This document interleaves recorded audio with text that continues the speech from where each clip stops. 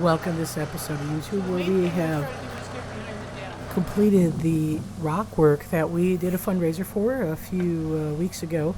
This was something that we've been kind of planning. It was good timing with the weather kind of changing and winter coming.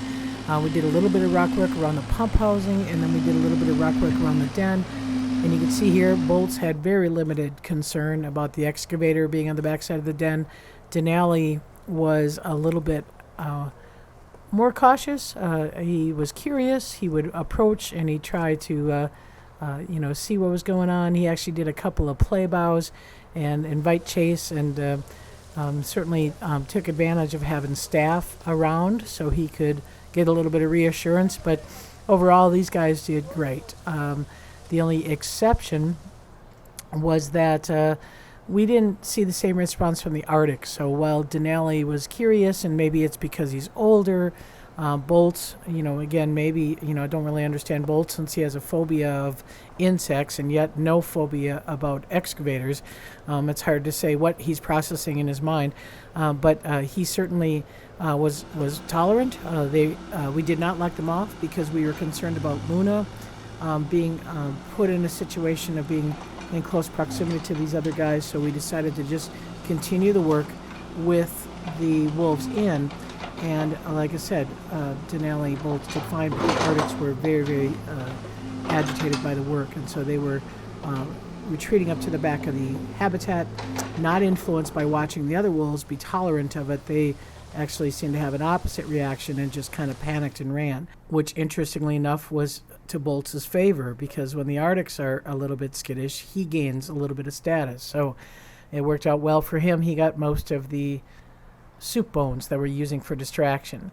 Eventually the Arctics kind of came down and took a look at from the slate den where we were not doing work, just to kind of see what was going on. But it took a while for them to calm down. This was a 2-day job that we did. And when we were finally finished, again, the excavator moved out. They were able to investigate the new rocks. We still got some more work to do yet before the pups come in the spring, making sure that we've got all the areas safe for paws. But the main reason why we wanted to get it done this fall was so that we could avoid some of that runoff into the den. It had been flooding for the last couple of years, and so by having that area protected and bringing more slate out over the back den entrance, we kind of created this protective area, and hopefully that'll stop the flooding issue. So you can see here from the Arctic's response, head down, a little bit uncertain, kind of circling around it, but not being confident enough to go back into it. So like I said, we've got a little bit more work to do before the pups come, but right now it's serving our purpose for the flooding of the den, and the main large rocks were hauled, and so that was the big part of the project. So like I said, the Arctics, as young 3-year-olds, again, they don't have a life experience, and so it's not uncommon for them to maybe be a little bit more skittish about things, where the older animals have been around the block for a bit. Even though we have a skid steer in to move the snow in the wintertime, they really have not had a lot of experience with large equipment. So we are preparing right now, the Wolf Care staff has a training on Saturday night to talk about Luna's circumstance, Denali's age, any other kind of dominance issues, but we're also going to start focusing on the next set of pups. And this is one key question that we have, is what do we need to make sure that we include in the socialization process so that they're tolerant of all the things that go on in captivity.